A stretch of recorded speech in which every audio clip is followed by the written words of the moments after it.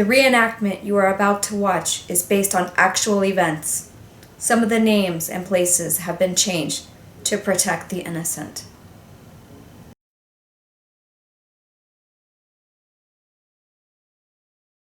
Oh my god, dude, did you see that girl in the second row? So hot. Oh my god. Her skirt couldn't get any tighter. And the shirt, so tight. You see that? She's so fine. I out of that girl. Dude, I would that girl. But, you know, she's really hot. But, you know, did you see that other girl? Like, right to the, like, it was kind of like it would have been my right because you were sitting over there. Oh my god. Oh, you mean the... Yeah. Dude, she's always giving and you know, I need to get her, you know. I saw that chick at the pool when we were at the assembly one time. Right. Amazing. Really? Such oh my god. Wouldn't it be awesome if we could have, like, baptisms, but they...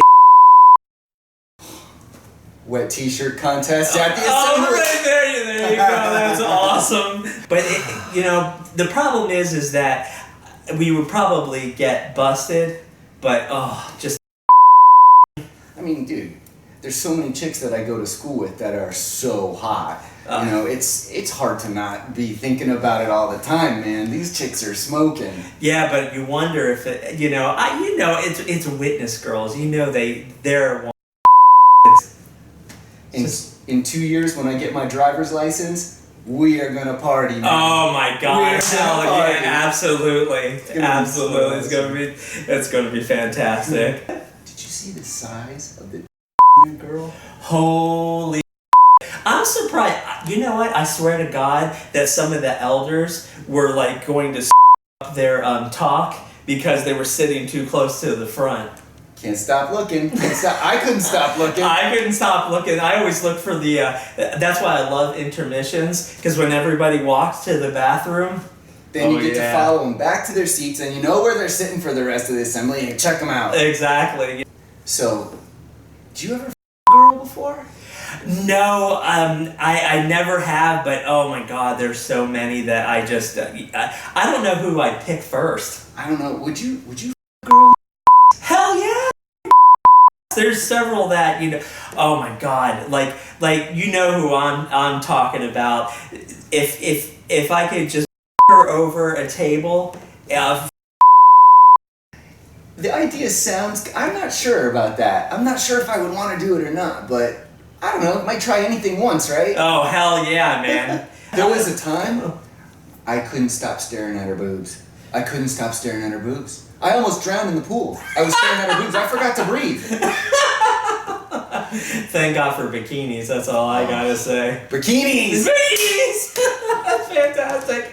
Oh, man. Okay. Dude, and when that chick bent over when she dropped her magazines at the Kingdom Hall, you were standing right there with me, right? Oh, my God. Was she... I could see her underwear line. What an amazing... I was hoping she wasn't even... I was hoping she wasn't even... Is your mom home, dude? Oh, no. I didn't think she was. Was she listening? Oh.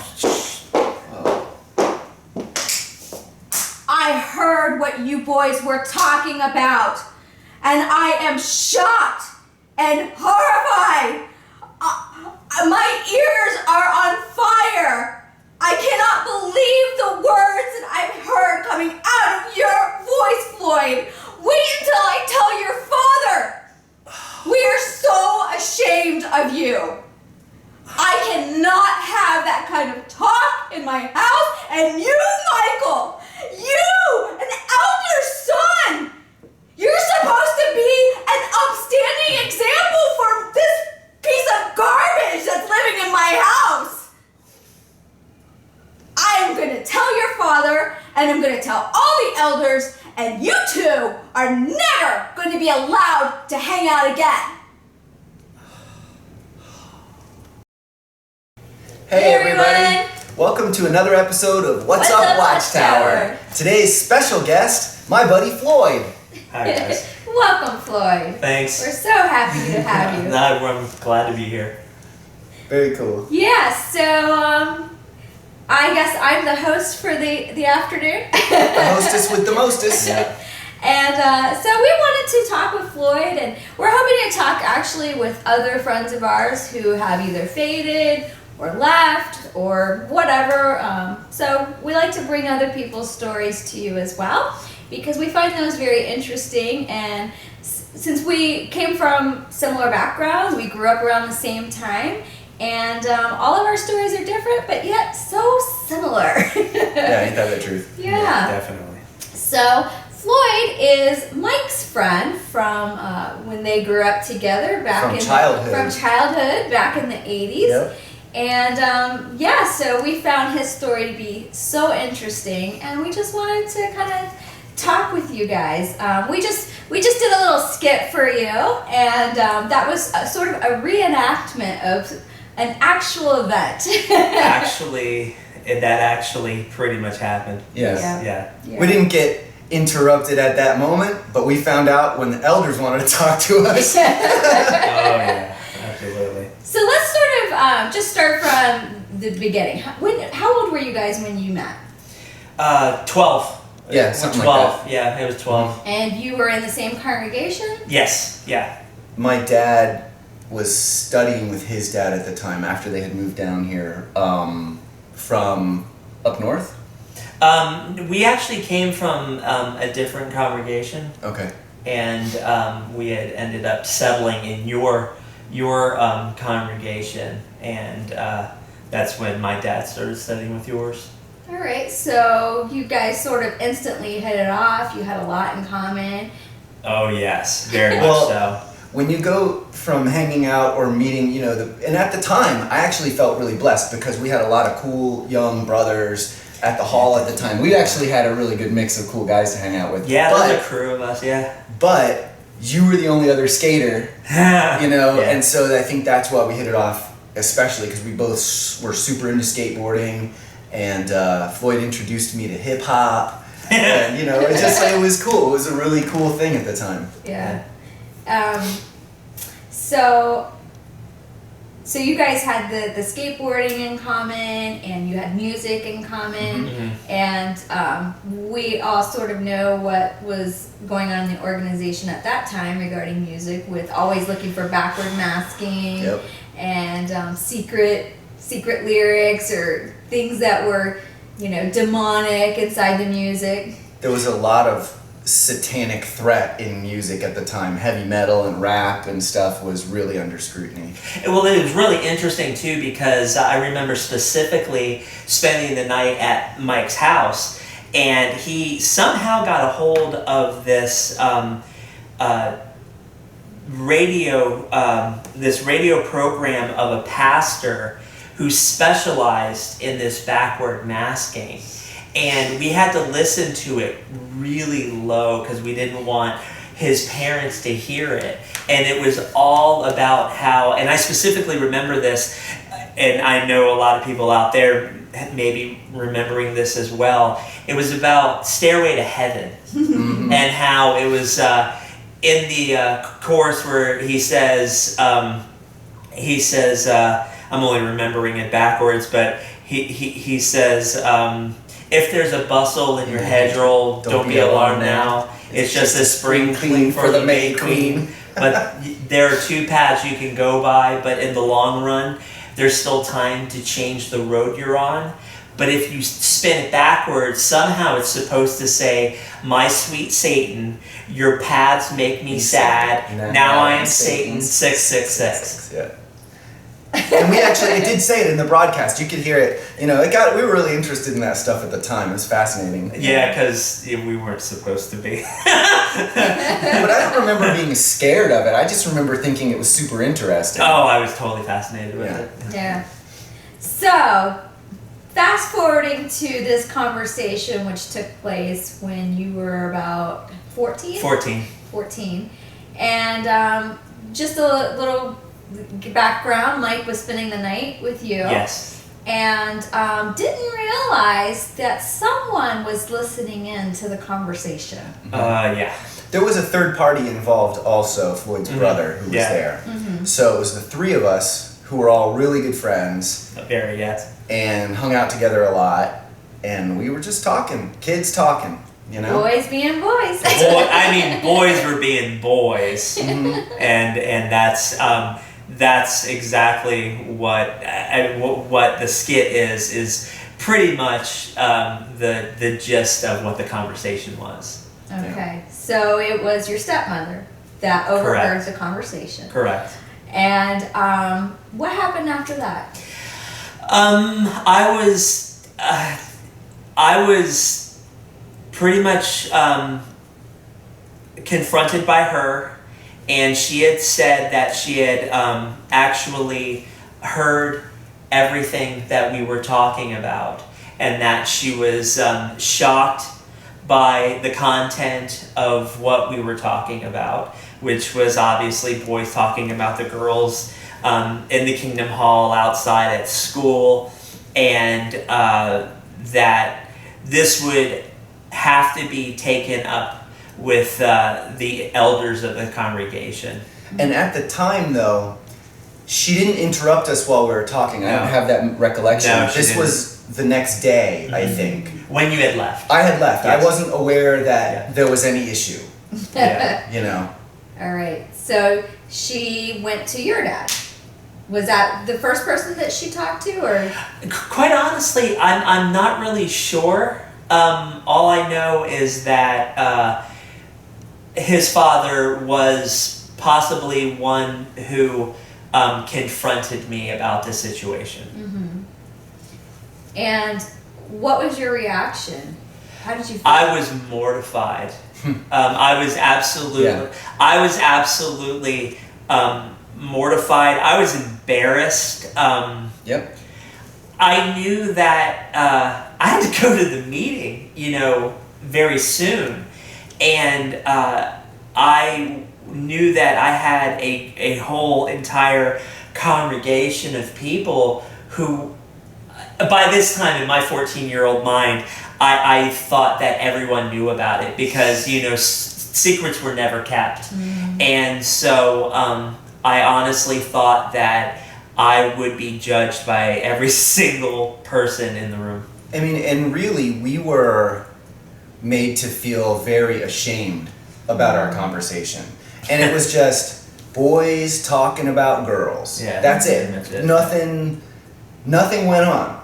But it became almost a judicial matter. Well, basically way. it did. For people who were unbaptized, it kind of became an unbaptized judicial matter. Did you have to meet with any elders? Yeah, I did. I had. It was quite. It was quite a shock because my stepmother kind of said someone was coming over to speak with me. And I mean, I thought it was bad enough that I was suffering the embarrassment that I did because you got caught, man. I mean, I got caught. But we were made to feel like we were doing something wrong. That's the thing. Yeah. And we really weren't. Sure, we were using some colorful language, but I defy any other 14-year-old kid out there to say they've never said a bad word before. I mean, we were talking to each other. We weren't talking to adults. We weren't knowing that our conversation was being listened in upon. Yeah. Yeah, and so one evening an elder came over and had a discussion with me, which I recall vividly because I was absolutely mortified with what was being asked of me. I thought some of the things that were being asked were a little bit on the personal side. Like I was asked if I ever touched a girl between her legs, and I didn't think that was pertinent to anything. I didn't understand the line of questioning. I knew that I did something wrong, and my embarrassment should have been all that I suffered, but I felt like I was getting interrogated and my privacy was being, completely violated. And it made me feel that it was pretty much like a Big Brother move. Did you do this? Have you ever had any kind of intercourse with the opposite sex? I was 14. I didn't know, honestly, I didn't really know anything. So I went from embarrassment to outright I felt like I was just stripped bare. My goodness.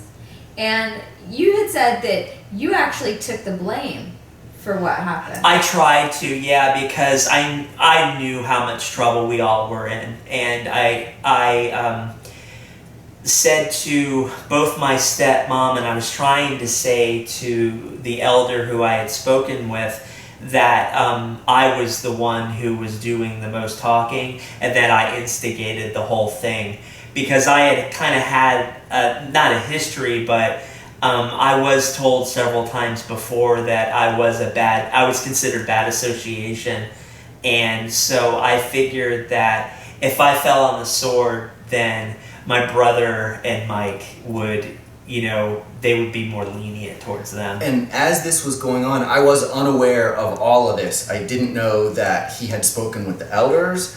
I didn't know to the extent of which his mom had been involved with this. I mean, I felt like I didn't know what was happening. I was shielded from this entire process up at this point. I knew we were in trouble because I knew his mom had called my dad. So I knew we were in trouble, but I didn't know about the inner workings of what was happening at the time. So then what happened after that? Were you told that you weren't allowed to hang out with him anymore? I was, but I don't remember exactly when that happened or how far from that point that I was told that. And were you told that? I was told that. I was told by the elder that I was considered bad association, and that my association to him would be limited. And almost immediately after that, I was to be involved in what seemed like an endless series of just studying with various elders of different books. They come up with some creative punishment, and anybody who has to deal with elders and be forced to learn the Revelation book, that's cruel and unusual punishment.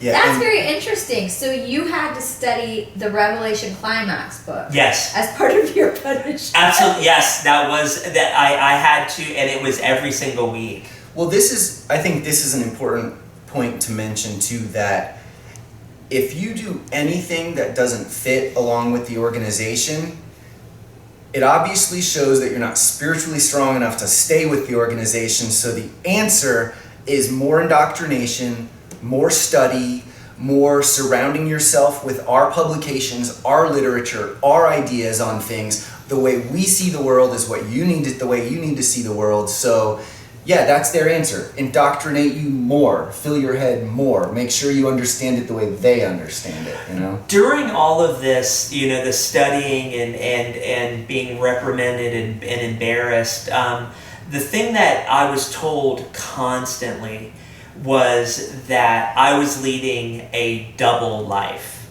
and that on the surface, when I went to the meetings and whatnot, I was acting like a witness. Mm-hmm. But obviously, behind closed doors, I was not a witness, and that was beaten into me.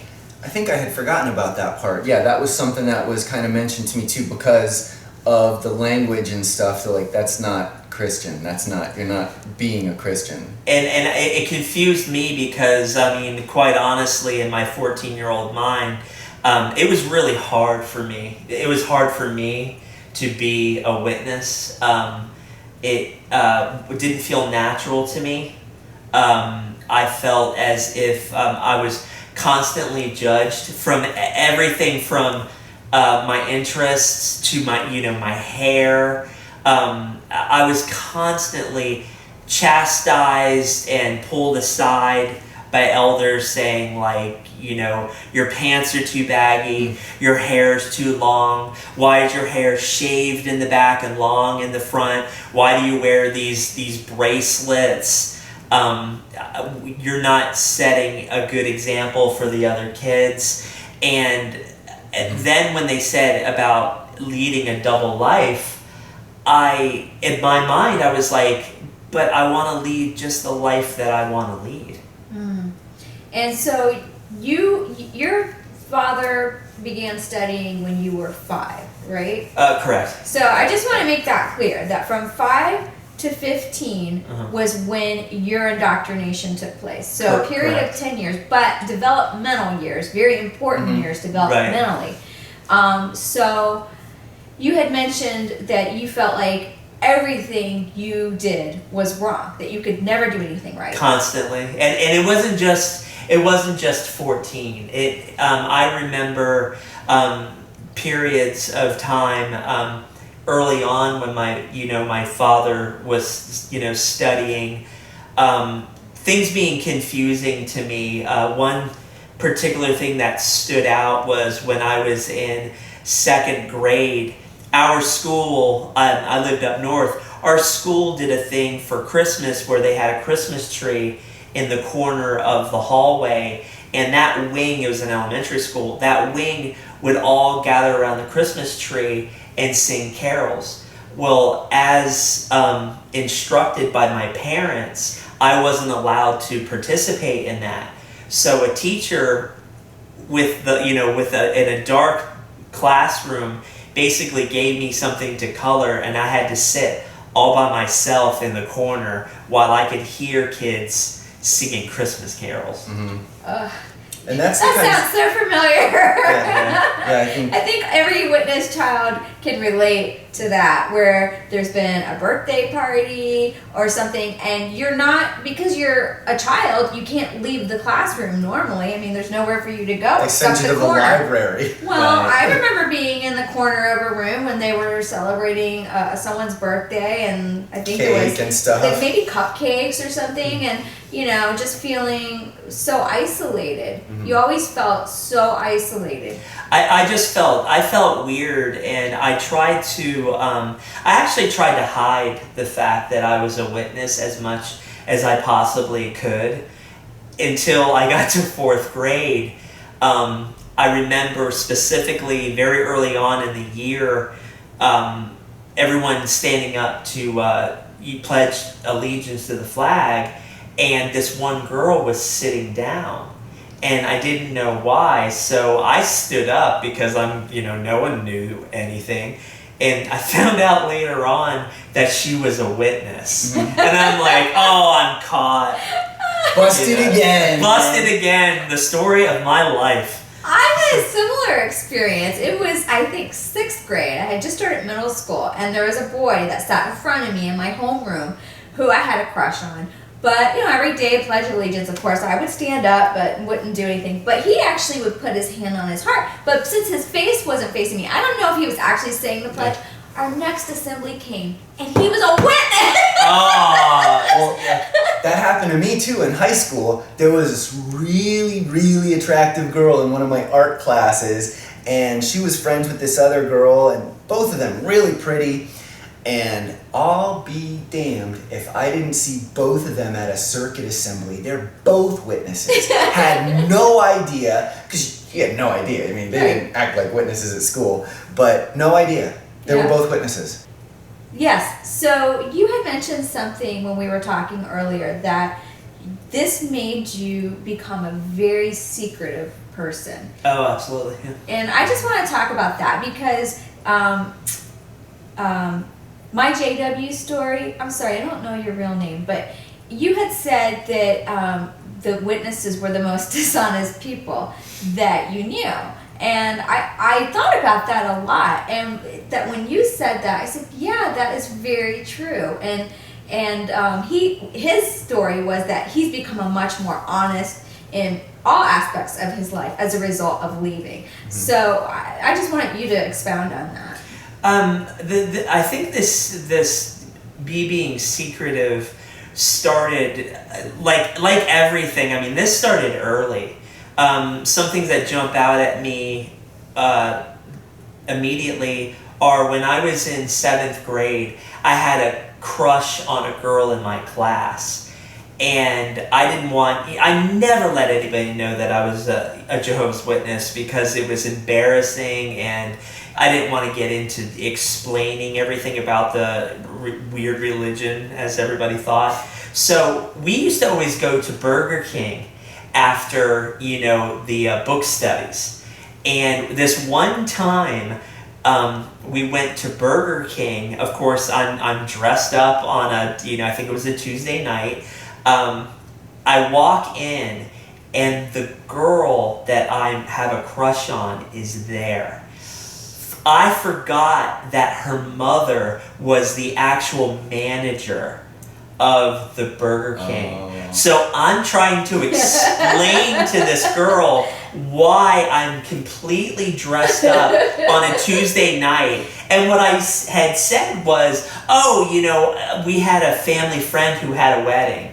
But do you realize how many weddings I went to? It's just like every Tuesday, time somebody sees you get a tie on, you're like, another wedding. Exactly. Thursday, and so it developed into this thing of constantly trying to keep, being a witness under wraps, which another kind of, it's a funny story is my parents would avoid our house at Halloween at all costs because they didn't want to deal with the trick-or-treaters. We used to do that too. We used to go out that night and not be home. My parents were like, no, you guys are on your own. So what are you going to do?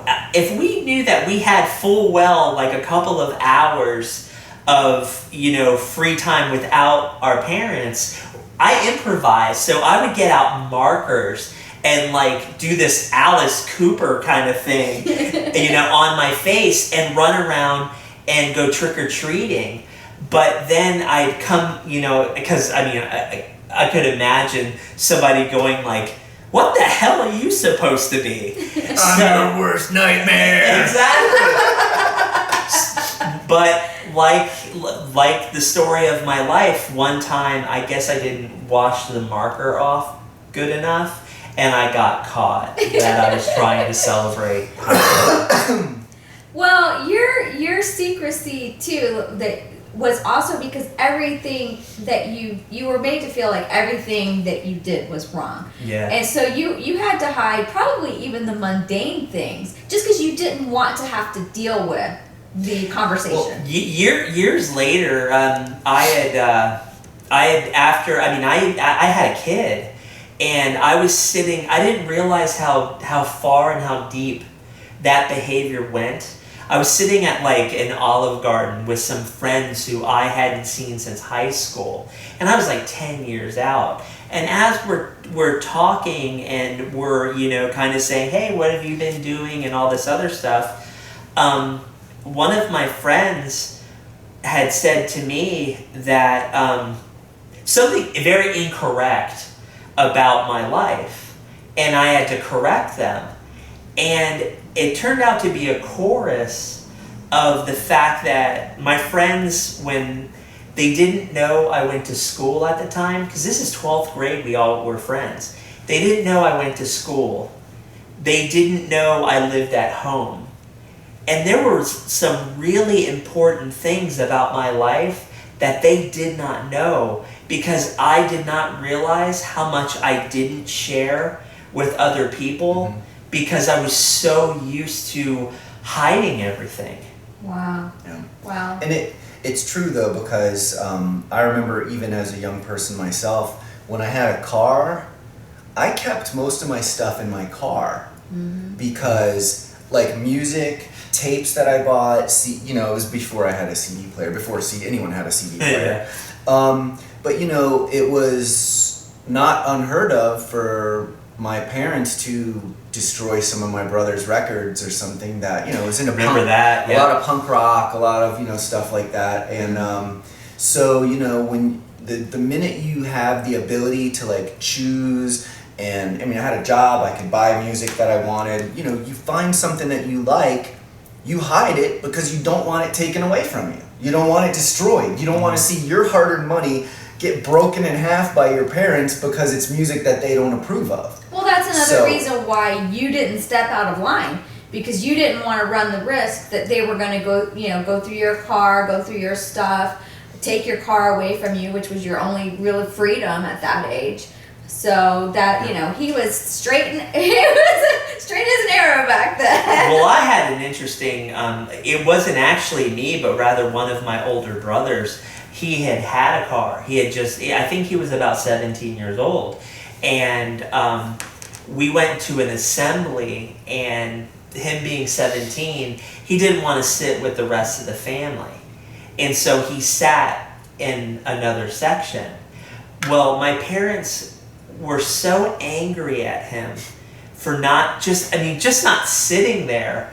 For one, they had a kind of an altercation there, it was a convention right there. Well, he stormed off, took his car, and he went home. Well, I knew that stuff was going down when that happened. At the end result was they took his car away. And he had a job. That's how he got the car. So for a period of, I think it was a month, possibly two, he had to ride a bicycle to work, which was, easily 10 miles away. Wow. But that was his punishment. He couldn't drive his car. The one he paid for. The one he paid for. Mm-hmm. Oh my goodness. Well, Floyd has so many stories, and we have just really touched the surface. So we definitely want to have him back to talk about some of the other stories. But the point that I just sort of wanted to make before we wrap this up is he ended up moving out of his house when he was 15. For a year, he lived with an older non-witness fleshly brother. Yes. And he ended up going a year later. Sort of being forced back into moving with his parents, but I'll let him tell his story at another time, but he said he's not going back to the meetings, and so basically he wasn't forced to go back to meetings. But now you're about our age, early 40s, and he has been affected as much, if not more, than we have. And he was only in it for 10 years. Yeah. And so it doesn't matter how long you were in it, when you came in, when you left. This organization is so strategic in its mind control tactics, and that it will have really lifelong effects. But we're all moving forward. We're all have been through therapy at different points of our life. Sorry. I was just going to say this whole thing about putting on the new personality that the Jehovah's Witnesses will tell you about. All it's really doing is stripping away your real true personality piece by piece by piece by piece until you are no longer a person, until you are no longer a human being with individuality. You're like one of the Borg. You're like one of the collective, right. Basically. And so, as a young person, especially, to be told that even your individuality is wrong, that you're trying to reach out for anything that's different is wrong. That's the kind of stuff that does have long-lasting, lifelong effects on, especially children, young people, teenagers, because you don't realize it right now, but you'll be thinking about this in 30 years. You will. So, but the good news is that there is hope. If you're a young person, and I do want to do another video with you to talk more about that journey when you left. But, this is already running long, so we'll save that for another time. But there is hope, and you can have your own life. And there was a young person just made a comment on one of our videos asking for advice because they want to leave, but they're afraid of being kicked out of their house. We don't encourage kids to run away from home. We don't encourage them to do anything that would be unsafe. But, just take your time to figure out what your strategy is going to be, that you have somewhere safe to go. Hopefully it would be, once you're a legal adult, after you're 18. But, start building your network now if you want to leave, because it's not easy, but it is possible and you can do it. So absolutely, and what I would say, being a young person, being in that what seems to be a hopeless situation, there is definitely a light at the end of the tunnel. There are people out there who love you. It's not you against the world. You can get through this.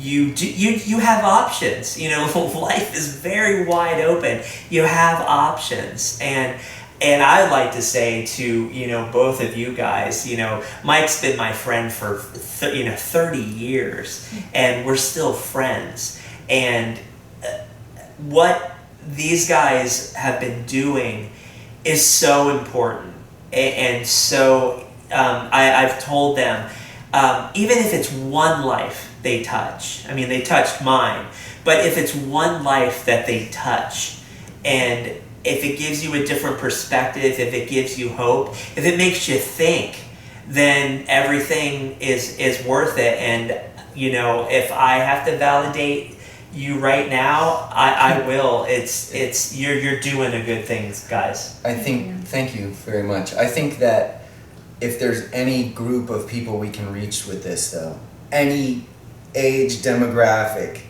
teenagers and young people who are maybe still living at home, and you are a Jehovah's Witness and your parents are Jehovah's Witnesses, it's not easy, but just make your decisions wisely, do your research. You have options. There are people that care about you. I know I'm just kind of saying the same thing both of these guys have said, but that's our audience. That's who we're trying to reach. Right. You're young people. And you're made to feel like you won't make it on your own, that the world is going to eat you up and spit you out, and that there's no good people out there. That is the biggest lie you've been told. I've actually met more what I would consider good people who are worldly people as opposed to witnesses. People that would give you the shirt off their back. Absolutely. People who would give you the last dollar in their wallet. People who would give you a ride, pay for a bus ticket. There are so many good people out there. I would say the good people outnumber the bad people by a huge margin. Yeah. And I would like to say is that, I know that up until this point, you've been told how bad the world is and how scary the world is. And you read headlines, and this is all reinforced. All the bad stuff is reinforced by these teachings. But honestly, it's just a fear tactic. It keeps you within the organization. There are good people in the world. Don't fall for this. There are good people in the world, and there's a lot more of them than bad. That's absolutely true. So, thank you, Floyd. We love having you on, and we love having you in our life. We'll see you again soon for part 2 of this video when we pick up and continue the story. Yes, absolutely. So, thanks for joining us. Take care, everybody. Thank you.